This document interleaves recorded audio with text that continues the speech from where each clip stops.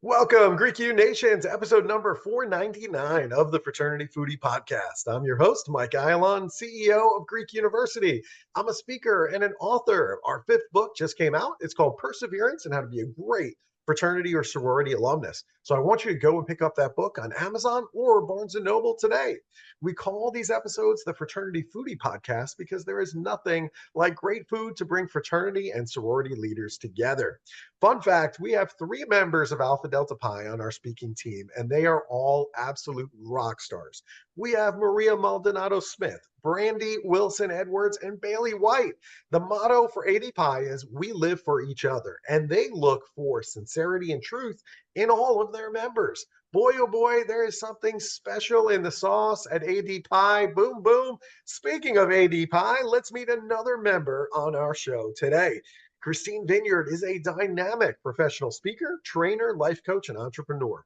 She's had the honor of working with a large variety of organizations and companies on the power of finding purpose within the pain. Kristine's contagious, authentic, and positive energy leaves attendees laughing, smiling, and moved as she skillfully engages with the audience, ensuring an unforgettable experience. Live and virtual events, Kristine inspires and empowers audiences nationwide, leaving them with tangible tools to apply immediately in their lives. Welcome to the show, Kristine. Thank you. Thank you. Great to be here. It is fantastic having another member of Alpha Delta Pi, the oldest and certainly the greatest organization on the planet. Now, you went to Missouri State at the same exact time that I was studying over at the University of Buffalo. So I'm wondering, what made you choose Missouri State?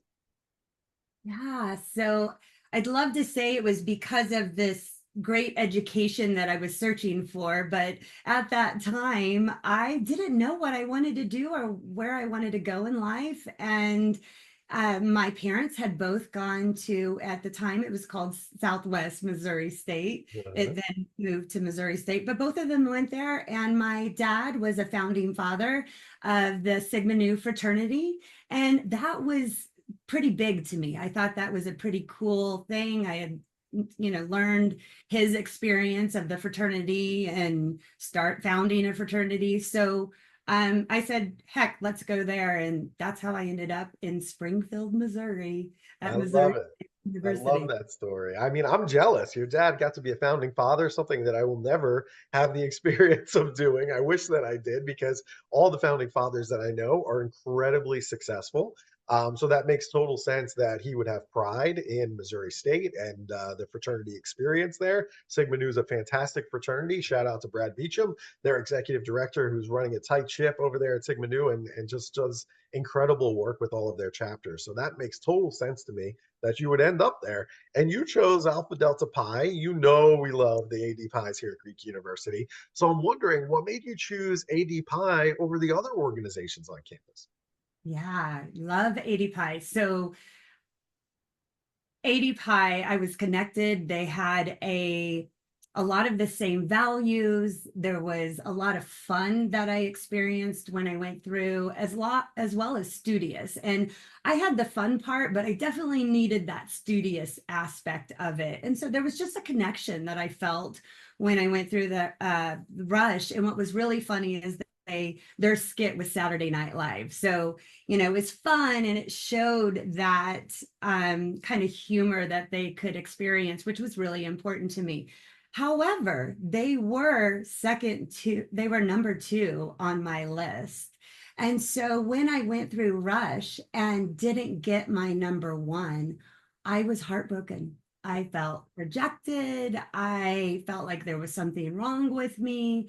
And so those first couple of months of transitioning into a sorority that, even though it was my second, it still wasn't my first, it was challenging. But one of the biggest pieces that was really important to me and has always been was perseverance, to lean into it, to not just back out because I didn't get the choice that I wanted. And so the cool aspect of that is because I chose to lean in. After a few months, I got to know my pledge class. I became better friends with everyone, started to really enjoy that experience. And now we're 32 years later, and some of those women, like 6 to 10, are my best friends. They are the friends that I went through the most challenging aspects of my life and the most positive aspects of my life. And so it's those things that you never know what could be becoming, what could be the gift in the situation. But if you lean in and are willing to stay in it to see what might be possible, there are so many gifts and there are so much greatness out of situations that we may not have expected. So I'm so thankful. And every time I meet an 80 pie, I'm like, woo, woo, woo. It's so fun. I mean, I'm so glad that you shared that because, there are a lot of women out there that go through this formal recruitment process and they may or may not get their first choice. But here you are on the other side of it, and everything worked out the way that it was supposed to work out. And, so not having any regrets and going through that process in order to find the right home for you, it obviously worked out really well for you. ADPI is a fantastic organization. I can't say enough good things about the organization. I mean, that's the God's Yeah, honest truth. absolutely. And so I think it all worked out the way that it was supposed to work out. And so, sometimes, just like you said, sometimes things in life don't work out perfectly, but I really do believe that everything happens for a reason. And so don't fight that. You know what I mean? Like, obviously, they wanted you and they saw something in you that said, hey, this person is going to be a great fit for us. And so while it might not have been expected, I just think you went with it, you rolled with it, and you were flexible. And you know what? It worked out great. And so that really should be the lesson, I think, for everybody listening. And really great stuff. Now, you also, it wasn't always easy because you faced an internal battle with your own mental health in your life. Talk to our audience about how that period in your life helped you to find true fulfillment in life. Yeah. So mental health or mental illness has run in our family. I had a great grandmother who was institutionalized for mental health reasons. I had a grandmother who took her life for mental health reasons. And so I, born a natural optimist, is what I like to say, that yet when college, I started to experience another side of things, right? I started to say, oh, I'm not feeling great all the time. And that wasn't familiar to me. And that kind of slowly, was kind of hit and miss from college on. But it really was really when I turned 40 and kind of that midlife time frame, and what I like to call the four S's of my life. I had a stillbirth, a stroke, and two life-shattering divorces. And after that, I was experiencing grief, depression, PTSD, anxiety, all the pieces for quite some time. And what I did at that time, even though those were dark times, I was willing again to lean in to experience the feelings that I had never been taught to experience, right? I had learned to run, avoid, not feel. And so I sought help. I learned to feel those feelings, and then I learned to grow from it. So it wasn't just this healing journey. What's really important to know is, for me, a life coach was a saving grace because they taught me that I could heal these aspects of myself, and I could look at myself in a different way and grow in ways that I had no idea I could grow, become more authentic, look at my values and my strengths and the things that really light me up. And that piece allowed me to manage my mental health while lighting a fire in my soul, truly, so that I could then focus on who I wanted to be, what I wanted to do. And I've always sat with that reminder that just because that was in my family doesn't mean that's who I am. And just because this happened doesn't mean that's how the rest of my life's going to be. So with that belief system, then anytime that I can experience any kind of emotions, I have the tools now. The how is kind of the big piece, the toolbox, right? What do I do with this and how do I move forward and live the life that I want while experiencing all the thoughts and emotions that happen in our life? That's really important. Let's talk about that toolbox a little bit more because I think everybody, including myself, by the way, I'm not excluding myself from this conversation. I think we all feel self doubt and we all feel at times this negative talk that's going on in our heads. So, how do we eliminate that self doubt and negative talk? Yeah. Well, I think the biggest piece is recognizing we have to have awareness first. We have to slow down. I have a method called the 4 P's of personal power, and it's pause. We have to stop and pause and take a look, bring awareness around what are the thoughts going on in our mind, right? That's kind of the first piece. And then the second P is partner with ourselves.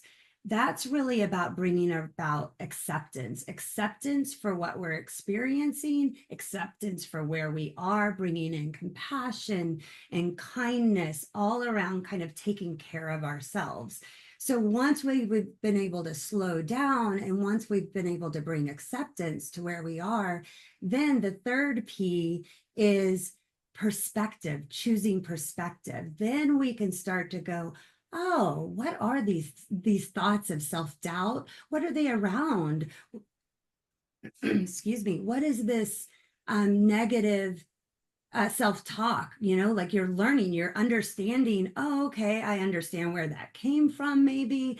And now, do I really believe it? We can start to then create better ways to think about that. So I have what's called the thought model, and it's about how to manage our thinking. So we've brought awareness, but now we get to look at it and really get to identify, do we really believe in these thoughts? Do we want to believe in them just because we have for all these years? What do we need to do to start choosing a different belief system? And then the final P is purposeful action. And that is then how can I take this new awareness, this new acceptance, this new perspective, and put it into action, into the things that I'm doing and saying and speaking around self-doubt, around negative self-talk, around motivation, around every aspect of our life. You basically put that in there, use that model, and that is a huge toolbox that will help you start to shift the way you view things in your life. That's super helpful. And, like in my life, I mean, people just look at the success. They see me up on stage with thousands of students, cheering, and they think like that's super sexy. Yeah, it is. It's a huge rush and I love it. But like that's such a small piece of my life, right? It's not like that's happening like all the time, 24/7, right? But what they didn't see is all of the times that I failed. They didn't see all the times that things didn't work out the way that I wanted. And so, what we need to teach, I think, to the college students is how to be more resilient. And so, how do we help all of these college students in terms of resilience right now? Yeah, so important because just like you said, things aren't always going to go your way. And behind the scenes of every smile on social media, there is sadness or hardship, right? Or challenge that got them there, right? Or are getting them there. And so resilience is so important. I think it's one of the number one skills we all should have. And how you can help with resilience is really they say one of the biggest things for times of change, right, to ground resilience is habits and routines. And I can tell you, I wasn't for many years a habit or routine kind of girl. But what I realized is they didn't have to be these, large, strong, rigid habits and routines. They could be small pieces of taking care of your mind. I'm always going to talk about taking care of your mind and taking care of your body, because our mind and our body make up so much of who we are and how resilient we can be. So I have a wake well, sleep well that I started using and created years ago because I saw how important it was to manage my mindset before I went to bed and when I woke up in the morning, right? Because I would wake up not feeling good, feeling uncertain about this change that I was going through, immediately going to that place. But I can use these tools that then bring me into gratitude, bring me into the present moment. Right. So it's a mindfulness exercise. It's what are things that I'm grateful for? What are the things that I want to believe? And so that little practice, morning and night, allowed me to start building strength around a routine that I was creating, right? And then you do a physical aspect. Is it going outside for a walk? Is it going outside in nature and looking, being intentional and looking for awe, listening to the sounds, focusing on people, being very mindful and intentional? Those are the small things that create major change in your body and mind as you are experiencing this uncertainty, as you're moving through change and feeling the chaos of life, right? The you feel a lack of control, right? But so it's this piece of, we can't control our external experiences, but what we can control is what's within us, our mind and our body, and what we do with that. Very well said. I love all of that. The college students right now, what they care about most is getting a job. Okay. They want to make some money when they graduate. They have loans that they need to pay back that are absolutely enormous. We can talk about all of those things, but how can the students who are listening now expand their professional presence and communicate with confidence what they're all about to an employer? Yeah, absolutely. Well, I'm going to go back to everything that I've spoken about, right? And it's an inside job, really. It's about getting confident within. So when you start to see yourself differently, when you start to talk to yourself differently, when you start to treat yourself differently, there's this level of confidence that grows within you so that you can show up in front in these interviews, in front in board meetings as you move through and get to be a part of that, right? So that you have the confidence in who you are, then you can start to speak to them and really think about, what do they want, right? It's almost like you turn inward to turn outward, right? Like you're looking at yourself to build yourself stronger, but then you're turning it into them. So how do, for example, how I prepared for this was, how do I want to affect the people that are listening, right? What do I want them to take away from this? So it takes you out of your head and out of your mind and more into what you're giving. It's that servant, what we like to call servant leadership. So that is going to show up in presence, right? When you are in that interview, when you are talking to people in the field that you're networking in, they're going to see that confidence, they're going to see that presence, and they're going to want you involved with their team, their organization, their company. Really good stuff. I love that you mentioned servant leadership. That's a book, by the way, written by Robert Greenleaf, and an incredible book. So go and pick that up, and certainly very relevant to fraternity and sorority life. I mean, we're really leading based on giving back to our community. Really great stuff right there. Let's talk a little bit about that communication. You talked about communicating with confidence, but a real important piece of that is authenticity. So why is authenticity in terms of connecting, engaging with other people, why is that so important? Yeah. I think we can say definitely, since the pandemic, we as humans create more meaning and deeper conversations, and authenticity allows us to do that, right? We're willing to talk about the hard things.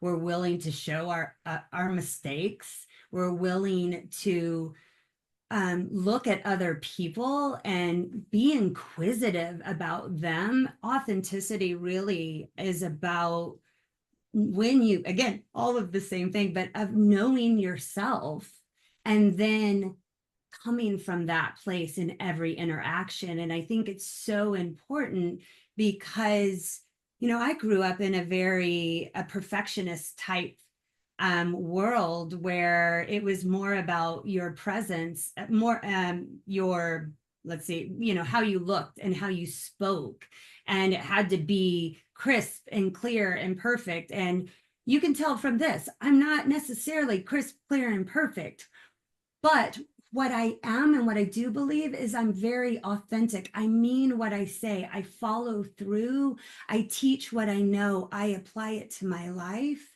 And that is what I believe our generation, that younger generation, is looking for. They're looking to be more authentic, to be able to, wear what they want to wear. If they want to wear tennis shoes for a meeting, right? Like it's embracing that aspect of themselves so that then they can identify with others better. And that brings a more natural connection and more meaning, which then creates a fuller life in general, in work, in life, in every aspect. That's fantastic. Christine and I are actually the same age. I'm not going to out her on what that age is. But as we start approaching our midlife, let's just call it that, Mhm. we're actually figuring out like what our purpose is in life and why God put us on this earth to do what we need to do. The problem with the college students today is they're always kind of looking over the fence, trying to determine, am I on the right path? Or looking over the fence at my friend's path, is that the path that I really should be on? And there's no confidence in knowing that I'm on the right path. So, how can college students find out what their real purpose is in life? Yeah. I feel like I'm in repeat, but it's funny how all these relate so much to getting to know yourself.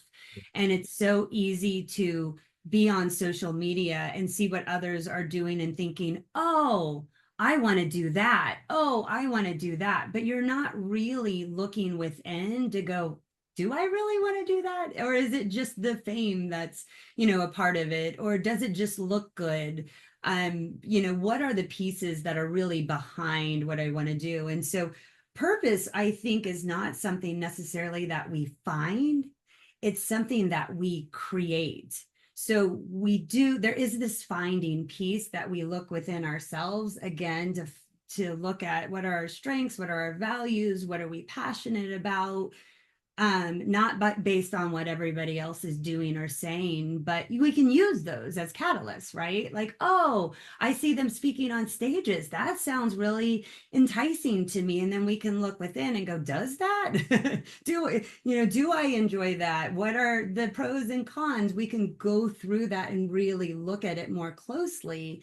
And then the purpose comes into, how do you want to look at those pieces that you're maybe interested in and create that in your life, right? So if, let's just say, speaking is one of those things, then how can you engage in more speaking opportunities that are making a difference, that feel good to you, that feel more purposeful, versus, oh, I should do this, I have to do this in order to become a speaker, in order to get the job, in order to build the confidence. It's more about, what do I want to do at a deeper level, because it makes me feel really empowered and it makes me feel really purposeful. It allows me to give back, and it allows me to feel all the good feelings that you want to feel. And so we get to create that, but we have to do a little bit of investigation, right? It can't just be, oh yeah, that looks good, let's go do it, right? Which sometimes happens. It's easy to jump into things and just do it, right? Nike, just do it. Let's do it. But reality is what I'd love to encourage all the students is, yes, let's do it, and let's be more intentional and look at, how is this feeding my soul? How is this feeding purpose deeper within? And then you'll start doing it on a daily basis, and you'll start to feel that in every aspect of your life. This has been great. This has been really, really wonderful. So thank you for all of it. And my weakness is really good food. Okay. So the next time I happen to find myself in Kansas City, where should I be going in order to get a great meal? That's what I need to know. Yeah. Do you know that Kansas City is known for barbecue? Yes, I've heard that many times. I feel it Right. coming already. Okay, where should I go for good barbecue? Yeah, we've got oldies and newbies. We've got Arthur Bryant's, we've got Jack Stack. Those are kind of our older ones. And then we've got Q39 and Joe's Barbecue, KC Barbecue, which is out of a gas station, renovated gas station. So I would say come in, try an oldie, right? And try a newbie, because you'll see there's different variations of barbecue. We know that just in the sauces that come, Gates barbecue, right? Like just another one. So those would be some of the ones I would say you definitely have to try. See, that's a great recommendation right there. Anybody from Kansas City that's pushing barbecue, they know what they're talking about, because Right? that's where good barbecue comes from. Now, I live in Nashville, so we know something about good barbecue here in Tennessee too. So I'm interested to go and compare, and I will let you know what I think. All right. Yes, definitely. I want to hear. I didn't But it know is a that. different variety. You're right. I mean, the sauces are just different between the two Mm, cities. It's not yeah, to say that, one is good or one is bad. They're all good. It's just, a little bit different. So you have to kind of mix and match and see what you prefer. right.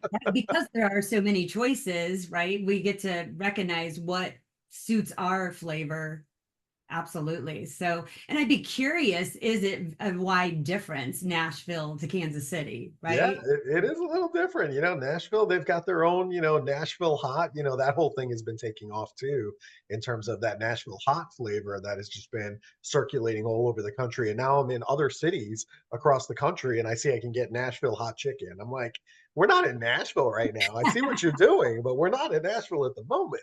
You're like, So it is interesting to see how, that all develops. But I think it's good everywhere. I think go yeah, try it, enjoy yourself, have a good time. I think you'll find great barbecue in both cities is my answer. That's the real absolutely. Absolutely. Can't go wrong with barbecue, can't go really. wrong with barbecue, right? It's like bad pizza. It's like all pizza is good, but there's different varieties of pizza. There's deep dish, there's thin crust, right? Right? They're all good. None of them are bad. I'm not kicking out any of them out of bed. I'm just telling you, No. I'm gonna eat it. Okay. Right. Right. But we have different barbecue fests here. And funny enough, I haven't necessarily gone through and tried the different ones, but it sounds like definitely something that would be a great thing to do, to try all the different types of barbecues in the city. Absolutely. I'm down for that. Whenever you do that, you let me know. I'm gonna come and join you. All Okay. right, there you go. All right. So, for our college student listeners, if they want to book you to come and speak on their college campus, where should they go to connect with you, Kristine? Yeah, you can find me on Instagram or LinkedIn. I'm at Kristine Vineyard Coaching on Instagram, Kristine Vineyard on LinkedIn, and KristineVineyard.com. And Kristine is with a K, Kristine, Vineyard, as in wineries. I love it. All right. So go to KristineVineyard.com. Go and connect with her on social media, on Instagram as well. LinkedIn is where Kristine and I started chatting. So I think all of this is great places to find her and then bring her to come and speak on your college campus as well. So thank you so much for sharing all of this, Kristine. This has been so much fun. Thank you. So much. Thank you. It's Of been super. course. Of course. And to our listeners, if you enjoyed this conversation with Kristine Vineyard, I want you to like it and I want you to share it with other students on social media. So thanks so much for joining us. We'll see you on the next episode of the Fraternity Foodie Podcast. Bye for now.